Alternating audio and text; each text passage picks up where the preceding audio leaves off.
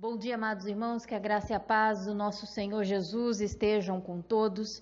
Hoje a nossa leitura e meditação é de Provérbios 25. Nesta manhã vamos iniciar a nossa meditação com o último versículo do capítulo 25, versículo de número 28. Como cidade derribada que não tem muros, assim é o homem que não tem domínio próprio. Os muros de uma cidade nos tempos bíblicos eram a sua segurança. Para que uma pessoa se sentisse protegida dos ladrões, dos exércitos inimigos, dos animais selvagens, permaneciam na parte interior dos muros e não costumavam ficar fora deles à noite para uma maior proteção. Portanto, uma cidade sem muros era uma presa fácil para os mais diversos ataques, pois estava aberta para a entrada e saída de qualquer pessoa.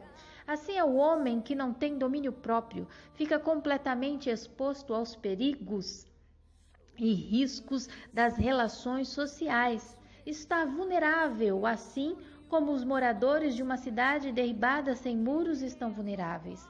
O apóstolo Paulo, em Gálatas capítulo 5, versículo 23, trata o domínio próprio como fruto do Espírito Santo. A palavra domínio próprio significa literalmente conservar o espírito dentro dos limites, de trancar o espírito. Portanto, ter domínio próprio significa controlar-se a si mesmo. Há muitas formas de ser uma pessoa descontrolada. Você pode ser uma pessoa sem domínio para comer. Por exemplo, Salomão no versículo 16 chama atenção sobre isto. Achaste mel? Coma apenas o que te basta, para que não te fartes dele e venha a vomitá-lo.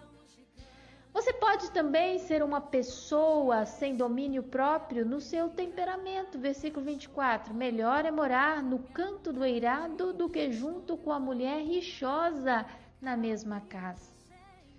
Também você pode ser uma pessoa sem domínio para falar.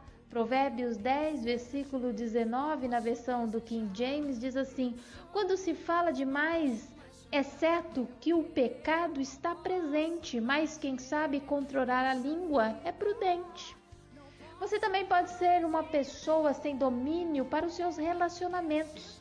Provérbios 25, versículo 17. Preste atenção nisso.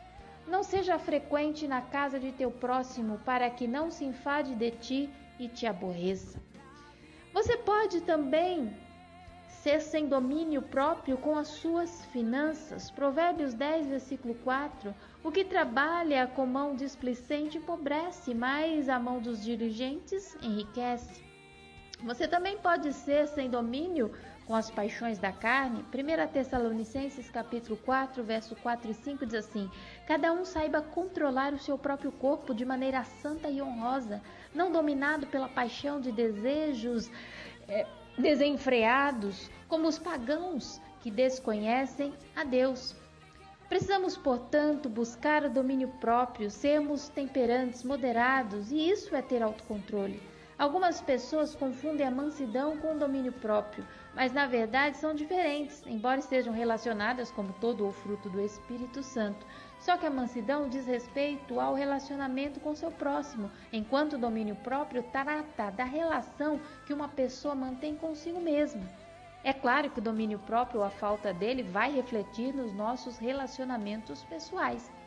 Portanto, o domínio próprio é o oposto do descontrole. E como é desagradável conviver com alguém sem domínio próprio, completamente descontrolado. Todavia, o oposto é verdadeiro. Como é bom conviver e ter domínio próprio. Provérbios 16, versículo 32.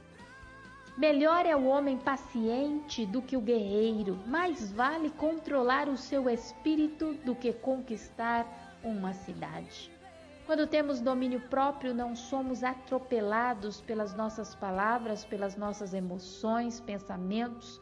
Quando falamos, pensamos, meditamos para que a palavra chegue em tempo oportuno.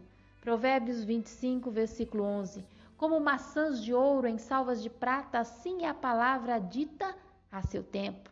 Precisamos, portanto, buscar o domínio próprio se desejarmos de fato agradar a Deus e termos uma vida feliz.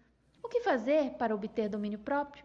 Como já falei no início, o domínio próprio é um fruto do Espírito Santo. E o fruto do Espírito só pode ser adquirido com uma vida entregue nas mãos do Senhor. Para se obter domínio próprio, é necessário, em primeiro lugar, ter uma real experiência de comunhão, de conversão com o Senhor Jesus. Em segundo lugar, é necessário permitir que a palavra de Deus dirija a sua vida. E em terceiro lugar, ter uma vida de oração e meditação diária da palavra do nosso Deus, podendo assim entregar todos os nossos desejos, anseios, paixões ao controle do nosso Deus.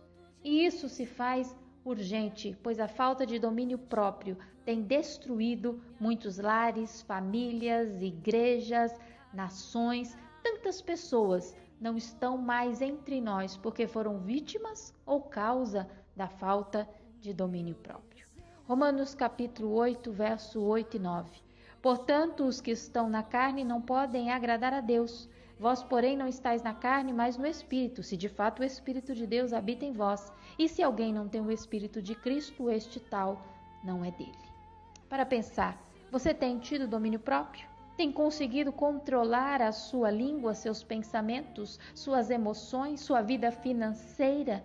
Medite sobre isso nesta manhã e fale com o nosso Deus. Que o Senhor nos abençoe, nos ajude e até amanhã,